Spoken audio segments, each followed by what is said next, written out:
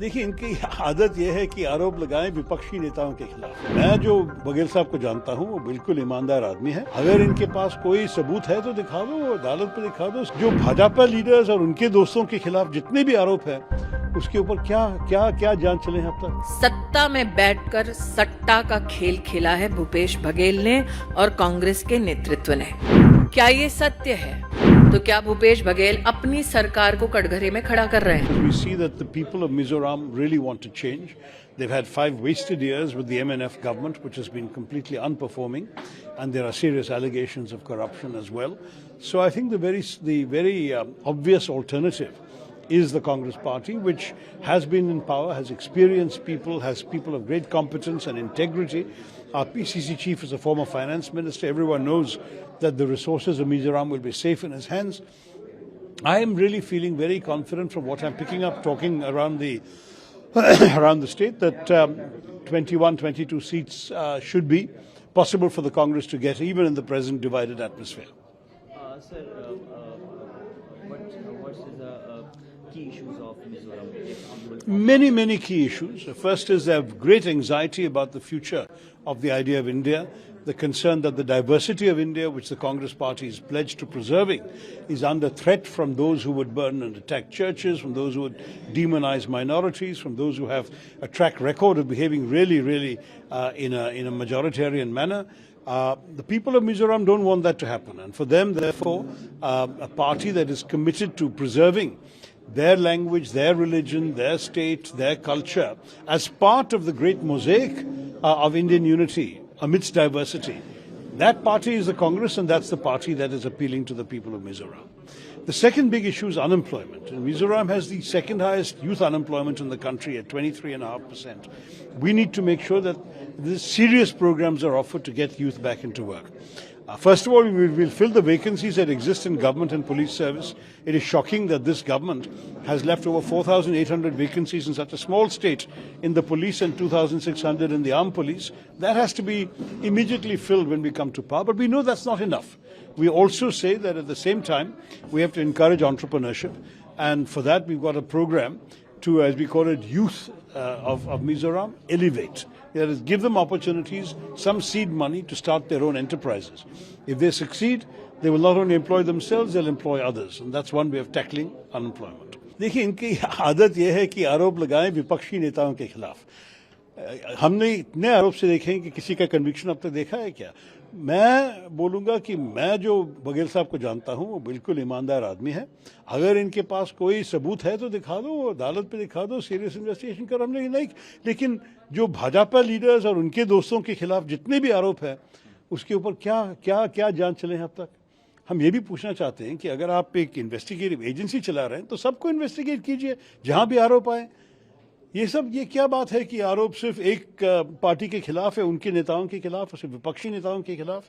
ये ठीक नहीं है। सत्ता में रहकर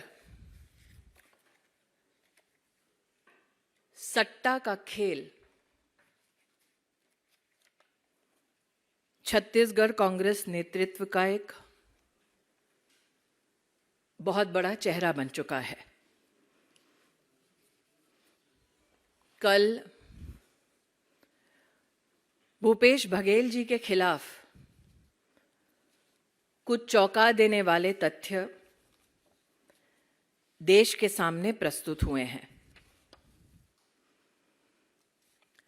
असीम दास नामक एक व्यक्ति से 5 करोड़ 30 लाख से ज्यादा पैसा बरामद हुआ है। मैं आज आपके माध्यम से कुछ प्रश्न पूछना चाहती हूं। क्या ये सत्य है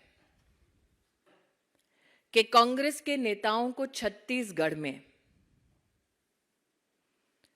शुभम सोनी के माध्यम से असीम दास पैसा पहुंचाते थे?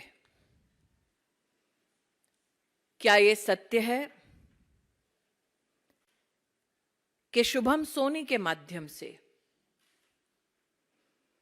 एक वॉइस मैसेज के माध्यम से असीम दास को ये आदेश दिया गया कि वो रायपुर जाएं और बघेल को चुनाव के खर्चे के लिए पैसा दे। क्या ये सत्य है कि 2 नवंबर होटल ट्राइटन में असीम दास से सर्च में पैसा बरामद हुआ? क्या ये सत्य है कि अलग अलग बैंक अकाउंटों से 15 crore 50 lakh prevention of money laundering act के तहत फ्रीज किया गया?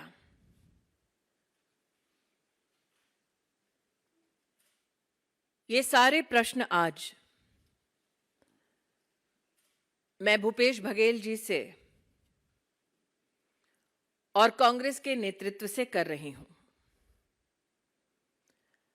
असीम दास ने अपने स्टेटमेंट में यह कबूल किया है कि वो दुबई से आदेश अनुसार रायपुर आए। उनको आदेश ये हुआ था कि कांग्रेस के चुनाव के खर्चे के लिए पैसा दिया जाए। असीम दास ने यह कबूल किया कि यह पैसा महादेव ऐप के इलीगल बेटिंग ऑपरेशंस का पैसा है। असीम दास ने कबूल किया कि शुभम सोनी महादेव ऑनलाइन बुक के टॉप लेवल मैनेजमेंट में शामिल हैं।